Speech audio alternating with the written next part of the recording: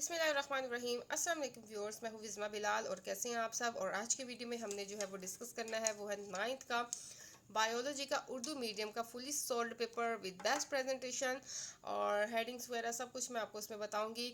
इसके अलावा आपको और भी किसी सब्जेक्ट का पेपर चाहिए कम्प्लीटली सोल्ड किसी भी क्लास का, मैट्रिक में है, आप इंटरमीडिएट में हैं या आप बैचलर में हैं, मास्टर लेवल में है, किसी भी यूनिवर्सिटी किसी भी बोर्ड्स के हैं, तो आप मुझे जो है वो कांटेक्ट कर सकते हो, कमेंट कर सकते हो कि हमें इस बोर्ड का इस सब्जेक्ट का फुली सोल्ड पेपर चाहिए, ताकि आपको पेपर अटैम्प्ट करने का तरीका आ जाए, कैसे अटैम्प्ट करना है। अब इसमें जो है क्योंकि पेपर्स हो रहे हैं इसलिए मैंने जो है वो जो सब्जेक्ट्स जो है वो उस डेट शीट के अकॉर्डिंगली अटैम्प्ट कर रही हूँ।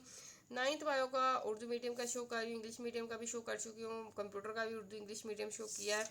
तो इसकी प्रेजेंटेशन देख लीजिए। इसमें मैंने क्या यूज़ किया है, मैंने इसमें ब्लैक एंड ब्लू का कॉम्बिनेशन यूज़ किया। आप प्योरली ब्लैक भी लेके चल सकते हो, प्योरली ब्लू भी लेके चल सकते हो। तो ब्लू जो है वो 605 जो है मैंने उसे मेन हेडिंग्स के लिए यूज़ किया है और 604 को ब्लैक को यूज़ किया है सब हेडिंग्स के लिए। ठीक है, आप इसमें ब्लू भी लेके चल सकते हो, ब्लू 604 और ब्लू 605। हिस्सा अव्वल सवाल नंबर 2 मुख्तलिफ सवालात के जवाब बाद 605 से एक बार हेडिंग दे दी, इसको साइड पे कर लेना। अब ये लाइंस देखना मैंने कितनी यूज़ की हैं। आपने इतनी इतनी जो है वो स्पेस इनके लिए नहीं रखनी, आपने इतनी ही स्पेस में जो है वो उनको एडजस्ट करना है।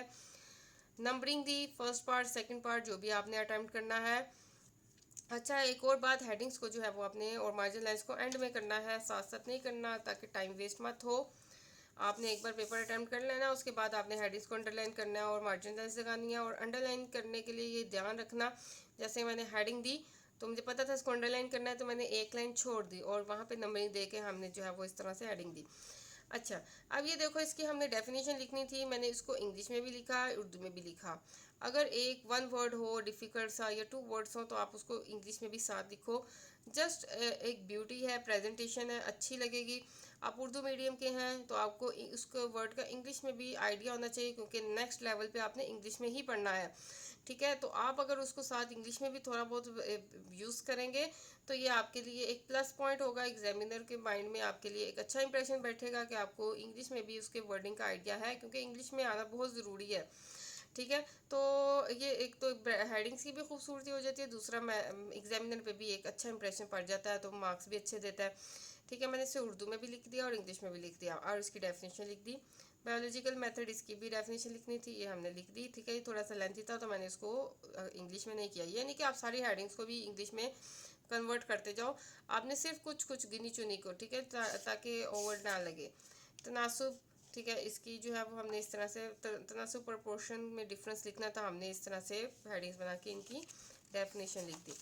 ठीक है, थ्योरी और इस तरह बायोनोमियल नोमेनक्लेचर, और इस तरह से हमने इसकी डेफिनेशन लिखी और एक्सप्लेनेशन की। यहाँ पे देखो इसकी डेफिनेशन बहुत छोटी थी तो मैंने इसका इस तरह से इसको इंग्लिश में भी लिख दिया, बायोनोमियल नोमेनक्लेचर। ठीक है, तो इससे कुछ नहीं होता। आप देखो कहीं पे भी ओवर नहीं लगेगा, मैंने हर जगह नहीं थोपा इंग्लिश को, कहीं कहीं पे। अच्छा, यहाँ पे है इंसानी आँख की रेजोल्यूशन, इसकी डेफिनेशन लिखी, इंपॉर्टेंट पॉइंट्स को मार्कर से हाईलाइट या पॉइंटर से हाईलाइट किया। ठीक है, यहाँ पे भी हाइपोटोनिक और हाइपोटोनिक सोल्यूशन की डिफरेंस लिखने थे, तो हमने इस तरह से हेडिंग्स बना के इसको जो है वो डिफ्रेंशिएट कर दिया। आप इस तरह से जो है वो टेबल बना के भी कर सकते हो। ये सारे जो है इस तरह से चल रहे हैं। अब ये देखो, इस पर मैंने इसको इंग्लिश में कर दिया साथ। कोई आपने केमिकल रिएक्शन कोई फार्मूला लिखना है तो आप इस तरीके से लिखिएगा, मार्कर से लिखिए, उसके बाद उसकी जो है लिटिल एक्सप्लेनेशन वो आप इंक पेन से यूज़ कर लें। अब देखो, जैसे आपके शॉर्ट क्वेश्चंस ओवर हो जाएंगे, आपने फिर अगेन 605 कट मार्कर ब्लू या ब्लैक जो भी यूज़ कर रहे हैं उसको पकड़ना है। हिस्सा 2 सब तफसीली सवालात के जवाब बाद, सवाल नंबर 7 ट्रांसपायरेशन, ये इसका लॉन्ग क्वेश्चन है। तारीफ मत भी लिखे हो तो डायरेक्ट इस तरह से आएंगे तो तब भी पता लग जाएगा। इस तरह से आपने इसकी डेफिनेशन लिखी, इसको मैंने इंग्लिश में भी लिख दिया। 3 तरह की होती हैं, इसकी टाइप्स बता दी और फिर उसकी टाइप्स पे हम एक्सप्लेनेशन। ट्रांसपायरेशन की रफ्तार पर असरअंदाज होने वाले अवामिल, इसकी हेडिंग थी। अब मैंने देखो उसको 2 लाइन्स में एडजस्ट किया है। अगर मैं एक ही लाइन में उसको लेके चलती फिर वो अजीब सा लगना था। आप इसको होने वाले वामिल को, पूरा होने वाले वामिल वो भी आप नीचे लिख सकते हो। ठीक है, तो हेडिंग्स को एडजस्ट करना सीखना है आपने। अवामिल जो है मैंने इस तरह से बता दिया। अब आपने इसे एक ही लाइन में इस तरह से नहीं करना 1 2 3 4, फिर वो क्योंकि वन वन वर्ड के हैं तो फिर ओवर लगेगा।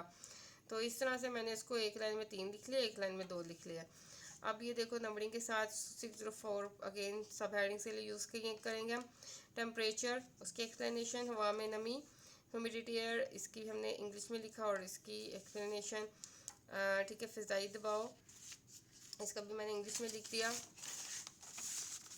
अब आ जाता है सवाल नंबर 6, फोटोसिंथेसिस। इसके जो है वो हेडिंग थी। अब ये हेडिंग बहुत शॉर्ट थी, इसको सेंटर में लिखते तब बड़ा करते तो ओवरलुक आनी थी, तो मैंने इसको साथ इंग्लिश में लिख के इसे इस तरह से एडजस्ट किया। हेडिंग भी खूबसूरत होगी, इंग्लिश में भी हमने लिख के बता दिया एग्जामिनर को। तारीफ और इसकी केमिकल रिएक्शन इस तरह से, ये देखो मैंने इस तरह से इसके क्लोरोफिल, लाइट एनर्जी, पानी, ये उर्दू में जो है मैंने लिखा है वो इंक पेन से लिखा है, बाकी मैंने फार्मूला और जो है वो हमने केमिकल रिएक्शन मार्कर से लिखा है, ठीक है। अच्छा, इसमें डिफरेंस, खसूसियात, नंबरिंग। अब ये देखो, ये भी मैंने क्योंकि लॉन्ग क्वेश्चन था, लॉन्ग क्वेश्चन में आप जितनी भी अच्छी अटैम्प्ट दे सकते हो ज़रूर दो। इसको भी मैंने हेडिंग को मार्कर से लिखा, इंग्लिश में लिखा।